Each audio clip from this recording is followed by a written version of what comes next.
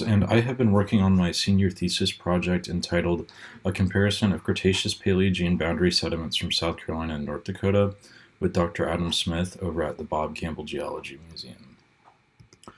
Okay, so 65 million years ago, something hit the Earth, something really big hit the Earth going very fast. There's some debate about as to what this exactly was. Sort of the consensus has been that it was an asteroid or a piece of an asteroid. But interestingly, there's been some conjecture recently that this was actually a comet or a piece of a comet. But regardless, something hit the Earth very fast, hitting the Earth 65 million years ago. And what happened is this impact event left us a geologic indicator in the form of the KPG boundary. So what this project does is we're looking at sections of the KPG boundary from South Carolina and North Dakota, and we're looking for the markers of this boundary under a microscope in both of these sites. So we're looking for things called microspherules and shocked quartz. Okay, so sort of what are these microspherules and shocked quartz? So shocked quartz, I think, is the easier thing to sort of wrap your head around. So shocked quartz, as the name implies, forms under very high temperature and pressure for a very short amount of time. And these are often associated with impact craters because the impactors provide the necessary short time but very high temperature and pressure. So we see these a lot with impact craters.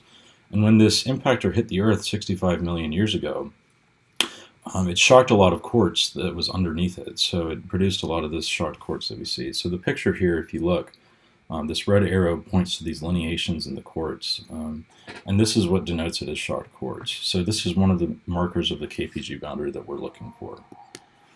Another marker is these things called microspherules. And microspherules, I think, are a little harder to wrap your head around, but the way I think about them is they're basically raindrops made of molten rock.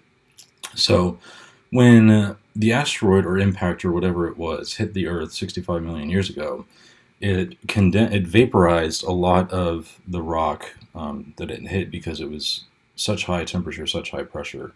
So a lot of this vaporized rock gets thrown up into the atmosphere, and as it's cooling down and falling back down, it falls and spins, which kind of, as it's cooling, it forms this little spherical shape. So they form tiny little spherical shapes.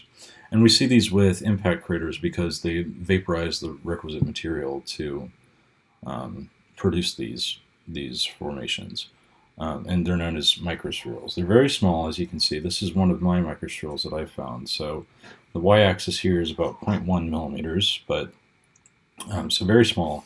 But you can see this red arrow in the picture here pointing to this white sort of blotch in the middle. And this is the microspherule. You can see at the bottom here, this is under cross-polarized light at 40 times magnification. And this is from North Dakotan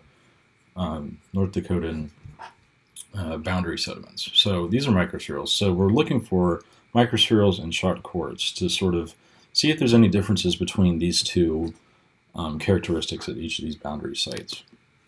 Okay, so methods. The first thing that I had to do was I needed to collect a sample of the boundary from South Carolina. So I did this at this field site near Columbia. This bottom picture here shows where the outcrop was. This is a sand mine where I retrieved these samples with the help of Dr. Scott Harris out of, I believe, the Fernbank Science Center in Georgia. So he helped me out a lot with this. So this is just a picture of where I got these samples from. The North Dakota sample was already available to me because the Campbell Geology Museum had taken a field trip to North Dakota a few years ago, and they had retrieved this section of the boundary. So I didn't have to go get a section of North Dakota boundary myself, but it was already available. So after I had my samples, I needed to cut them down into billets so that I could look at the samples through a microscope. So this picture right here is the rock saw that I used to do that. Pretty basic. You just cut it down into little cube shapes so that they fit on microscope slides. After that, we needed to grind the billets down so that I would be able to look through them and actually see them instead of just a black screen on the microscope. So I needed to grind them down to ideally about 30 microns to be able to see through them. So we started that process, but we got a little bogged down, so we needed to send them off for completion to a petrographic services company in Colorado. But we got those back, and so I was able to move on to my data collection. So once I had my samples back, I started searching through the samples using this petrographic microscope here on the side. This apparatus attached to the top of the microscope is the camera that I use to take pictures of whatever I found of interest.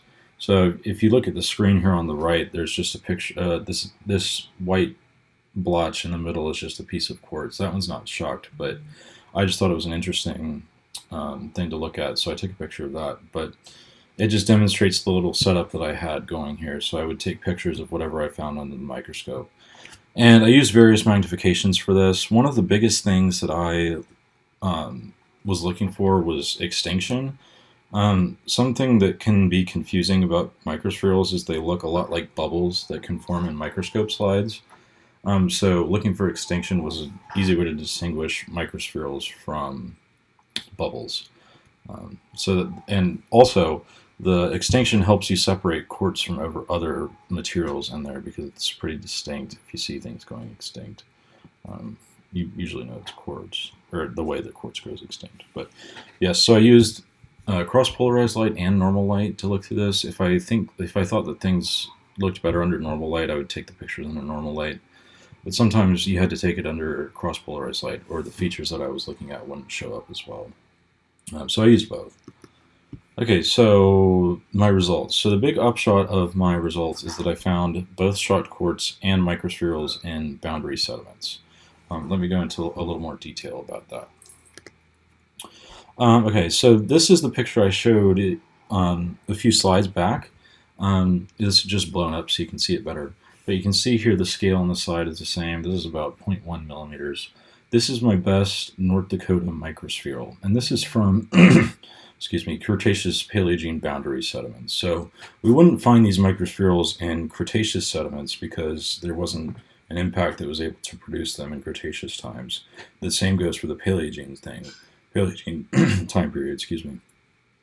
So I found these in the right place. You can see it's this little white spherical shape, basically. It's kind of a little bit distorted because of the matrix around it, but this is the best picture I was able to get of it. But so this black mass right here is just some of the matrix that it's like a clay matrix that I was working with. So yes, that's my best North Dakota spherule, and this is again from boundary sediments. Okay, and then this is a microspherule from South Carolina. One thing I want to point out about this is the difference in scale. So this one, the y-axis is about 0.5 millimeter as opposed to 0.1 millimeters for this. And that's not unusual. They're not all completely uniform in size because just of the densities of whatever materials they're made up of and how they fall back to Earth. And also notice that this is under 10 times magnification as opposed to 40 times here. But again, this is a South Carolina spherule, and we found this again in boundary sediments. We wouldn't find these in Cretaceous sediments or Paleogene sediments because of the lack of an impact event that would be able to produce them. So this is a very good sign and one of the main indicators of the KPG boundary. Oops.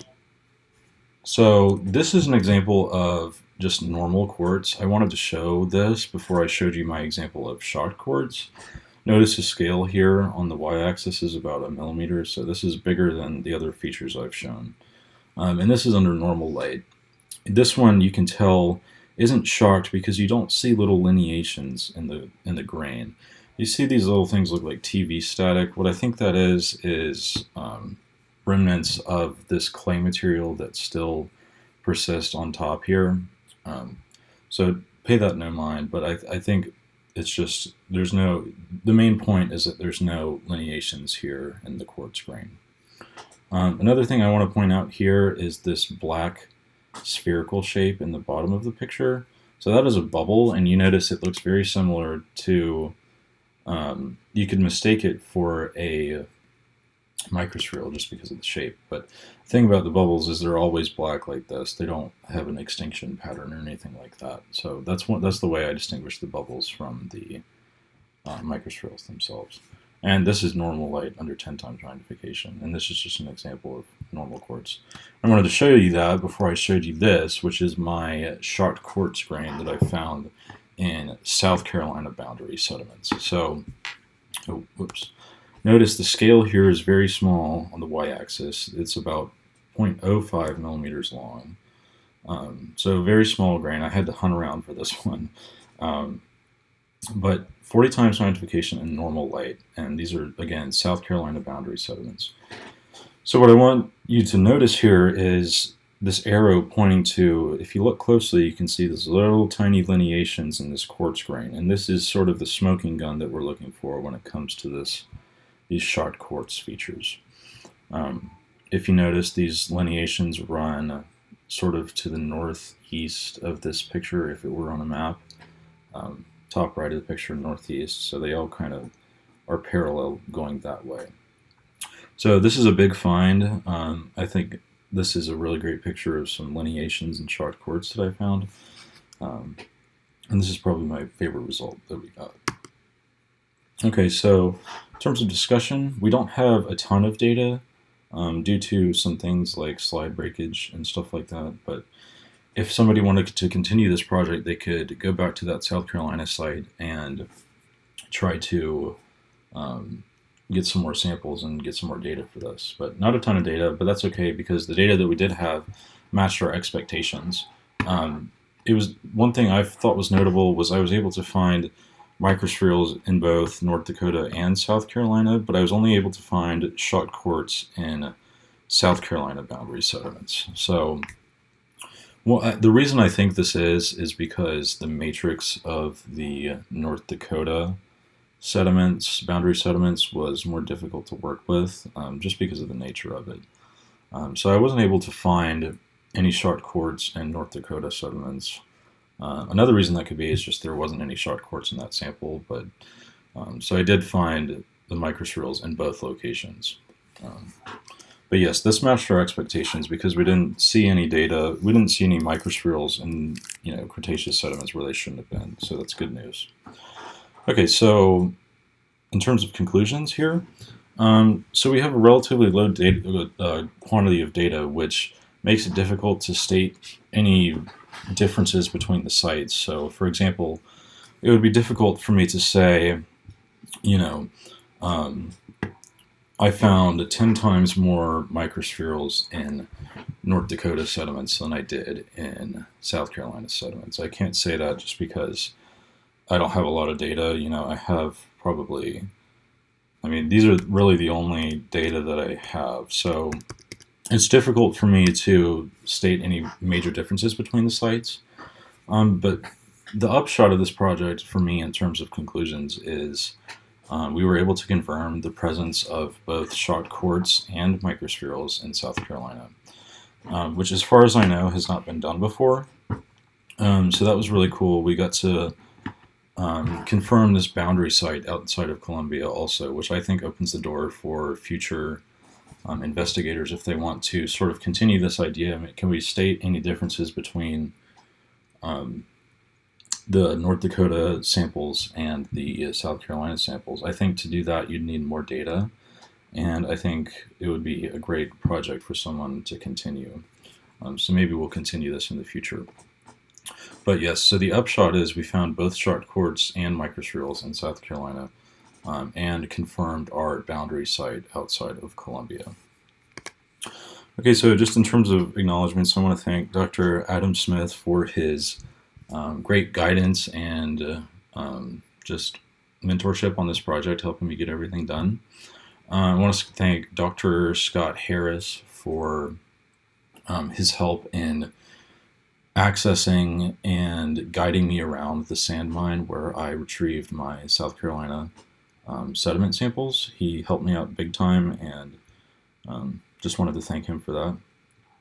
And I also want to thank Scott Brame for helping me find some place to send my slides off to get completed and returned in a timely manner. So thanks to these gentlemen, and these are my references. So yes, thank you all and have a great day.